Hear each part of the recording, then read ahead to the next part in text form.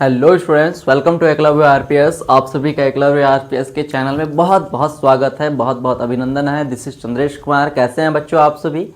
आशा करता हूं आप सभी बहुत ही अच्छे होंगे, बहुत ही मस्त होंगे। और हमारे साथ भैया क्लास 12th की केमिस्ट्री के सेशन में बहुत ही एंजॉय के साथ न्यूमेरिकल्स को सॉल्व कर रहे होगे, कॉन्सेप्ट क्लियर कर रहे होगे, डाउट क्लियर कर रहे होगे, और जो भी डाउट है वो हमें कमेंट कर बता रहे होगे। ठीक है, आप सभी के कमेंट भैया अभी तक नहीं आए हैं तो आप सभी कमेंट कीजिए हैशटैग फील, हैशटैग मक्खन, हैशटैग समझ आया, जिससे मुझे पता चले कि आप सभी को एकदम क्लियर हो रहा है। चलो आज का टॉपिक स्टार्ट करते हैं। आज का टॉपिक है बच्चों नॉर्मलिटी। ठीक है, नॉर्मलता। बच्चों नॉर्मलता क्या है, बहुत से ऐसे टीचर्स हैं यूट्यूब में, लेक्चर्स आप सभी को मिल जाएंगे जो बहुत अच्छे से क्लियर नहीं कर पाते, लेकिन आज हम लोग बहुत ही अच्छे से क्लियर करने का प्रयास करेंगे। चलो स्टार्ट करते हैं। हमारा है भैया नॉर्मलता। तो नॉर्मलता क्या होता है भाई? नॉर्मलता होता है, डेफिनेशन लिख लेते हैं, किसी भी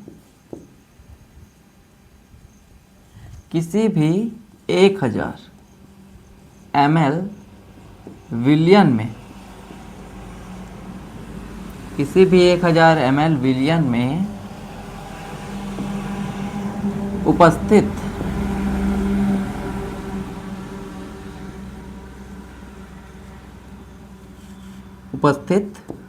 विलेय के तुल्यांकीय भार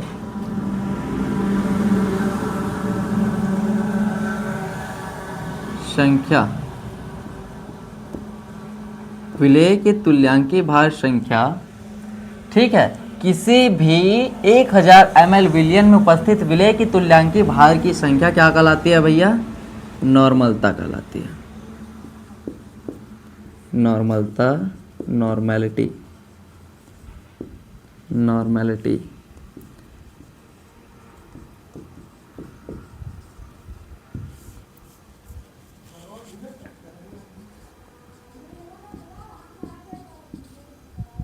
कहलाती है, नॉर्मेलिटी कहलाती है। ये हो गया बच्चों आप सभी का नॉर्मेलिटी। तो यहाँ पर कुछ शब्द ऐसे हैं जो आप सभी को समझ नहीं आ रहे हैं। क्या है भैया? किसी भी 1000 ml विलियन, ये तो समझ आ रहा है भैया। उपस्थित विलेय की तुल्यांकीय भार की संख्या। यहाँ पर तुल्यांकीय भार जो शब्द है, यहाँ पर हमें भार दे रहा है। तुल्यांकीय भार जो शब्द है वो हमें भार दे रहा है। भैया थोड़ा समझा दीजिएगा। ठीक है भाई, हम समझा देंगे बच्चों। इसे जो नॉर्मेलिटी है उसे हम लोग डिनोट करते हैं एन से। ठीक है, इसे एन से, कैपिटल एन से डिनोट किया जाता है।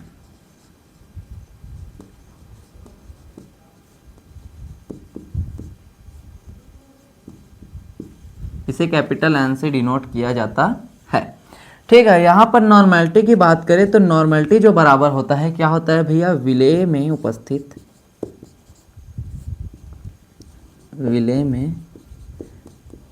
उपस्थित तुल्यांकीय भार, विलेय की तुल्यांकीय भार, फिर विलेय की तुल्यांकीय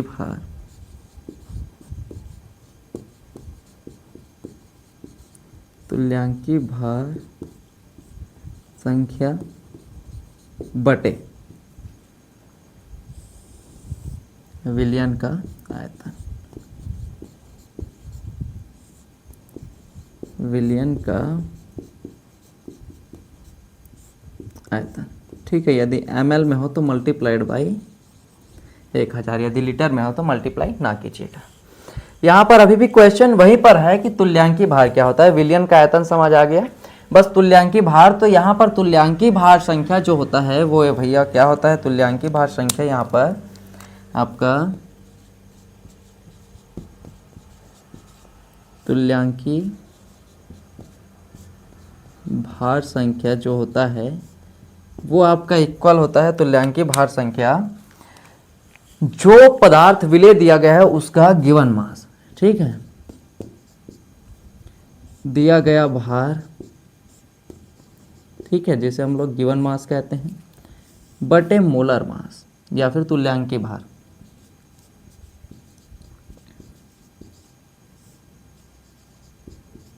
तुल्यांकीय भार, ठीक है, इसे हम लोग तुल्यांकी भार को इक्विवेलेंट मास कहते हैं, इक्विवेलेंट मास कहते हैं। ठीक है, अभी भी क्वेश्चन वहीं पर है कि तुल्यांकी भार क्या है। तो चलो थोड़ा सा तुल्यांकी भार को थोड़ा अच्छे से समझने का प्रयास करते हैं। ठीक है बच्चों, तुल्यांकी भार को अच्छे से समझने का प्रयास करते हैं। यहाँ पर मैं 1000 को मिटा रहा हूँ, यहाँ पर मैं लीटर में ले रहा हूँ इसको। ठीक है, यहाँ पर मैं क्या ले रहा हूँ, लीटर में। चलो इसको अच्छे से समझने का प्रयास करते हैं। यहाँ पर मैं ले रहा हूँ भाई तुल्यांकी भार। क्या ले रहा हूँ भाई, तुल्यांकी भार।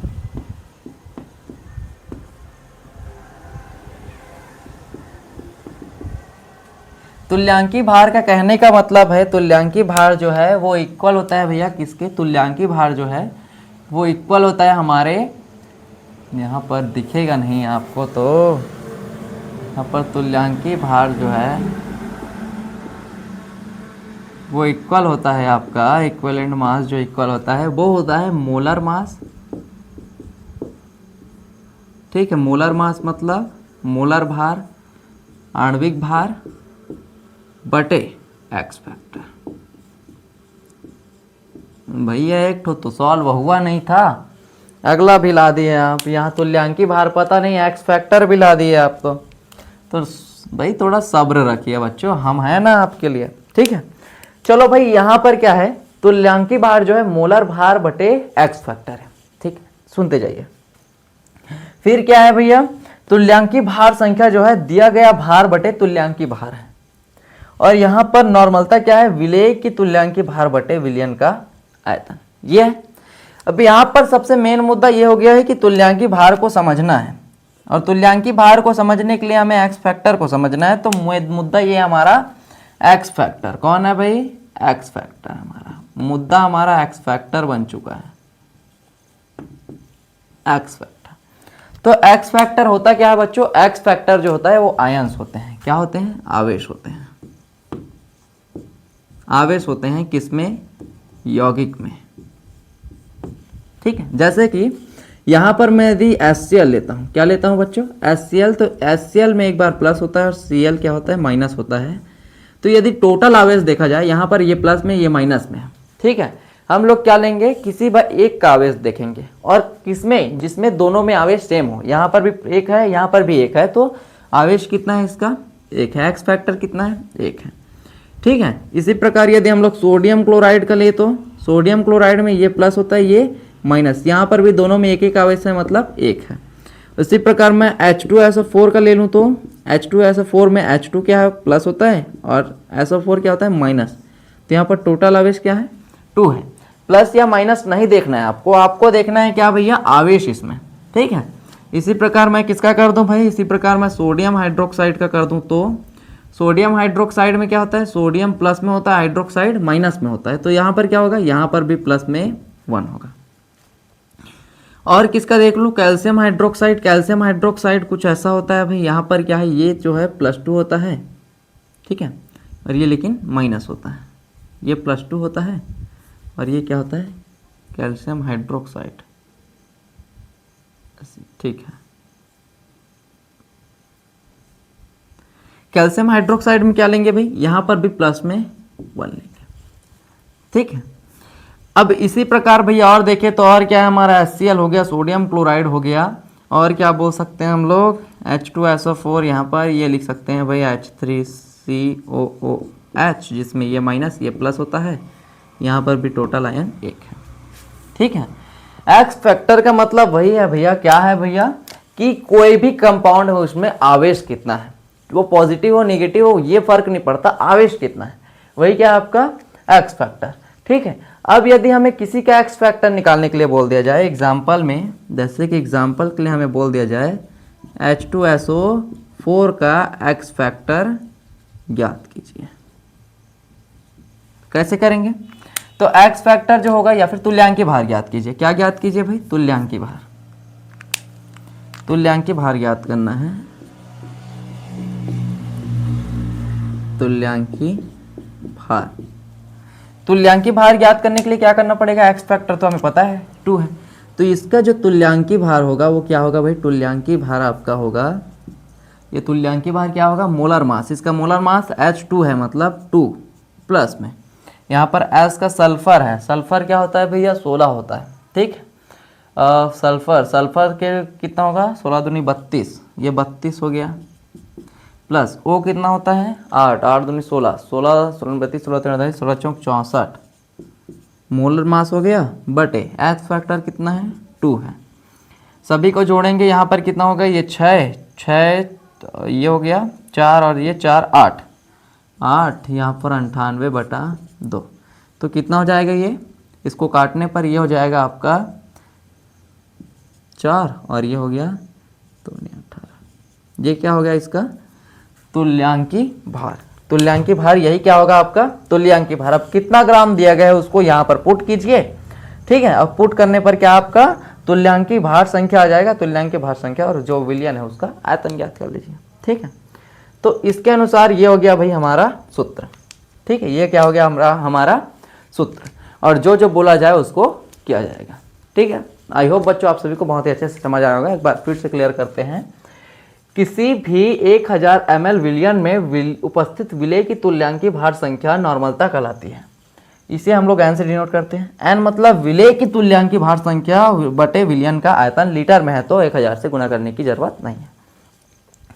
तुल्यांकी भार संख्या क्या होता है, दिया गया भार बटे तुल्यांकी भार। जहां पर हमने दिया गया भार तो हम निकाल लेंगे कितना ग्राम दिया गया है वो, तुल्यांकी भार क्या करेंगे भाई निकालेंगे। तुल्यांकी भार होता है मोलर भार बटे एक्स फैक्टर, मोलर भार बटे एक्स फैक्टर।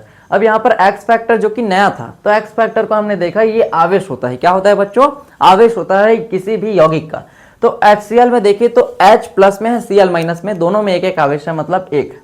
सोडियम क्लोराइड में सोडियम प्लस में है, क्लोराइड माइनस में है, क्लोरीन माइनस में है, तो दोनों में भी एक एक आवेश है। यहाँ पर दो दो आवेश है, दो, ये होता है इसका एक्स फैक्टर। एग्जाम्पल के लिए हमने देखा H2SO4 का तुल्यांकी भार ज्ञात करने के लिए, तो वो होता है भैया तुल्यांकी भार क्या होता है मोलर मास बटे एक्स फैक्टर। एक्स फैक्टर इसका 2 है, यहाँ से पता चला। तुल्यांकी भार हमने निकाल लिया भैया 98 होता है, तो बटे 2 49, ठीक है बच्चों। तो इस प्रकार भैया ये वाला आपका समाप्त होता है। चलो इससे रिलेटेड एक न्यूमेरिकल करते हैं और देखते हैं नॉर्मलता को हम लोग न्यूमेरिकल में सॉल्व कर पाते हैं या फिर नहीं। वो तो इंटरेस्टिंग सा सवाल है, क्या है फॉर्मूला पता चल गया, किस प्रकार करना है वो पता चल गया। क्वेश्चन देखते हैं और क्वेश्चन देखते ही हम लोग चलो सॉल्व करते हैं, आसानी से हो जाएगा बच्चों, बस ध्यान देना इसमें, ठीक है। नोट्स बनाते चलिएगा, ठीक है। यदि किसी को स्क्रीनशॉट लेना होगा तो ले लीजिएगा, ठीक है, और ध्यान से बनाते चले। चलो भाई न्यूमेरिकल करते हैं अगले स्लाइड में। चलो बच्चों नॉर्मलता से जुड़े हम लोग एक न्यूमेरिकल करते हैं, ठीक है। न्यूमेरिकल में देखते हैं कि हम लोगों ने जो टॉपिक पढ़ा भी नॉर्मल था वो हमारे माइंड में क्लियर है कि नहीं, कोई डाउट तो नहीं बच गया। ये चलो सॉल्यूशन में देखो भाई अपने पास क्या है, क्या क्या दिया गया है, दिया गया है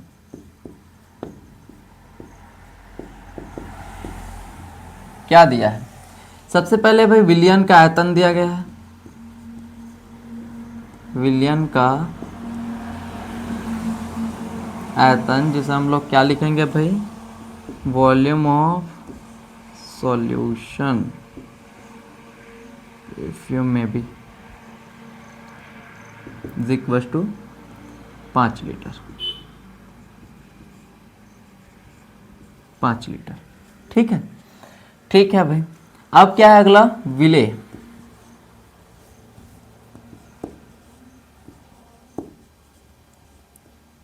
विलेय का क्या है भाई, द्रव्यमान दिया गया, द्रव्यमान है भाई, स्मॉल से लिखेंगे, क्या है भैया ये 4 ग्राम है। आणविक द्रव्यमान निकाल लेते हैं, मोलर द्रव्यमान, विलेय का आणविक द्रव्यमान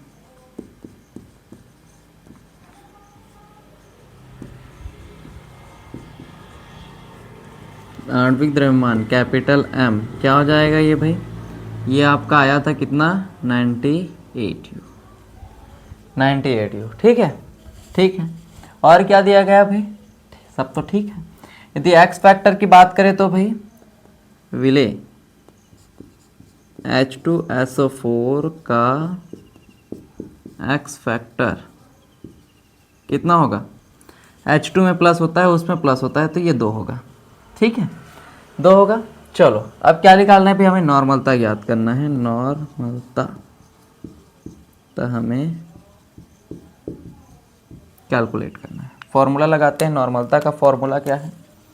नॉर्मलता का फॉर्मूला आपका हो जाएगा, नॉर्मलता इज इक्वल टू, क्या होगा फॉर्मूला? विलेय का द्रव्यमान संख्या, ठीक है, इक्विलिब्रियम मास ऑफ सॉल्वेंट। इसे हम लोग मास, इक्विलिब्रियम मास कैसे लिखें उसको, शॉर्ट फॉर्म में लिख लेते हैं, equilibrium mass of solute upon, क्या होगा भाई अपॉन में आयतन। किसका आयतन भैया? उसका आयतन, विलयन का आयतन, volume of solute multiplied by 1000।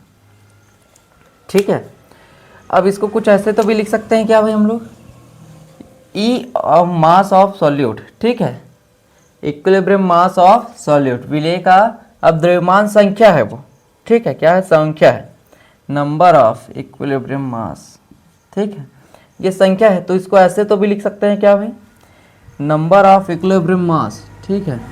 ये क्या होता है? गिवन मास बटे मोलर मास होता है। क्या होता है? गिवन मास बटे मोलर मास। तो हम लोग डायरेक्ट बनाने का प्रयास करते हैं, ठीक है, सूत्र में नहीं उलझते। यहाँ पर इसको कैसे निकालेंगे हम लोग? तुल्यांकी भार की संख्या कैसे निकालेंगे? तुल्यांकी भार संख्या कैसे निकालेंगे? गिवन मास, गिवन मास कितना है भाई? 4 ग्राम है, ठीक है। Given mass upon molar, given mass upon क्या था? तुल्यांकी भार, गिवन मास अपॉन तुल्यांकी भार। गिवन मास पता है 4 ग्राम होता है, ठीक है। तुल्यांकी भार नहीं पता। तुल्यांकी भार कैसे निकालेंगे? यहाँ पर हम लोग तुल्यांकी भार पहले निकाल लेते हैं। कैसे निकालते हैं तुल्यांकी भार? तुल्यांकी भार आपका होगा, तुल्यांकी भार हमने निकाला भी था, ठीक है। तुल्यांकी भार क्या है? मोलर मास है 98 बटा, लिख लेते हैं भाई, मोलर मास बटे एक्स फैक्टर। कितना है भाई ये? 98 अपॉन एक्स फैक्टर 2 है, तो तुल्यांकी भार कितना जाएगा आपका? ये 4, ये 9, ठीक है, इतना हो जाएगा तुल्यांकी भार। अब तुल्यांकी भार इतना हो गया, वो समझ आ गया। अब बात करें भाई, यहाँ पर रखते हैं तो तुल्यांकी भार कितना है? 49, इतना हो गया, ठीक है, नहीं काटते हैं। अब यहाँ पर रखते हैं नॉर्मलता के फॉर्मूले पर। तो नॉर्मलता का फॉर्मूला क्या बोलता है भाई? तुल्यांकी भार की संख्या 4/49, पूरे के बटे में सॉल्यूशन कितना है? 5 लीटर, मतलब 5000 मिलीमीटर, मल्टीप्लाइड बाई 1000। ये तो कैंसिल हो ही जाता है, ठीक है। यहाँ पर यदि बटे में 1 लेकर चले तो ऊपर चला जाएगा, तो यहाँ पर n जो होगा वो 4/14 और ये हो जाएगा 1/5। इतना क्लियर है बच्चों? ठीक है, सॉल्व करने पर क्या हो जाएगा? ये आपका जो नॉर्मलता है वो कुछ इस प्रकार आएगा भाई, ऊपर में 4 है, नीचे में इतना है, ठीक है। इसे यदि सॉल्व करें तो हम लोग क्या लिख सकते हैं? इसको सॉल्व कर देते हैं। कितना हो जाएगी ये?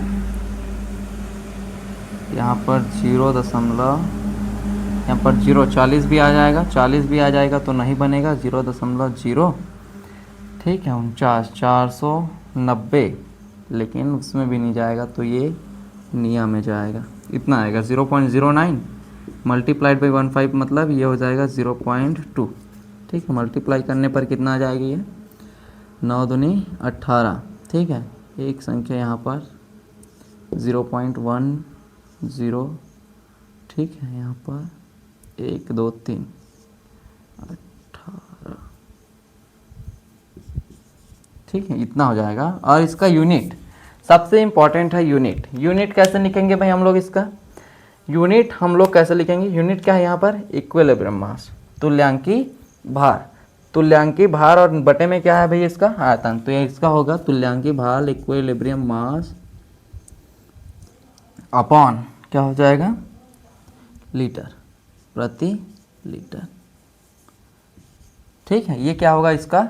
Unit, equilibrium mass upon unit litre, ठीक है बच्चों। ये है क्या? इसका मात्रक है, इस प्रकार हमें ये वाला क्वेश्चन करना है। ठीक है बच्चों, चलो भैया, आई होप आप सभी को बहुत ही अच्छे से समझ आया होगा। ये टॉपिक खत्म हुआ आपका सांद्रता का पद।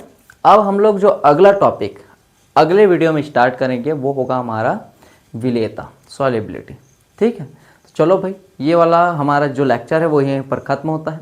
अभी भी जो बच्चे परचेस नहीं किए हैं बैच को, वो बच्चे परचेस कर लीजिए, क्योंकि आगे आने वाले वीडियो लेक्चर्स यूट्यूब पर डले या फिर ना डले, ऐप पर बिल्कुल डलने वाले हैं। ठीक है, तो बच्चों आई होप आप सभी को बहुत ही अच्छे से समझ आएगा। यदि इस प्रकार हमसे जुड़कर पढ़ना चाहते हैं तो एकलव्य आरपीएस के ऐप डाउनलोड कीजिए। एकलव्य आरपीएस को डाउनलोड करने के बाद साइन इन कीजिए। साइन इन करने के बाद हमारा जो बैच शो होगा पीसीबी वाला, उसमें भैया आप सभी को छूट भी मिल सकता है, नहीं भी मिल सकता है।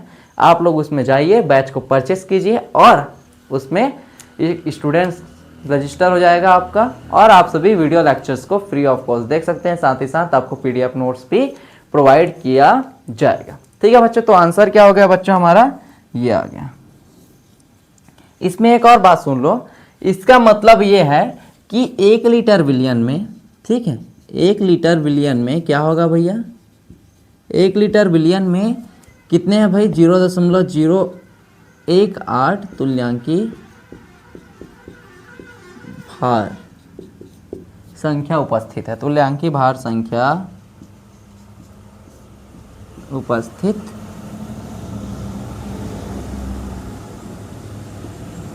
है।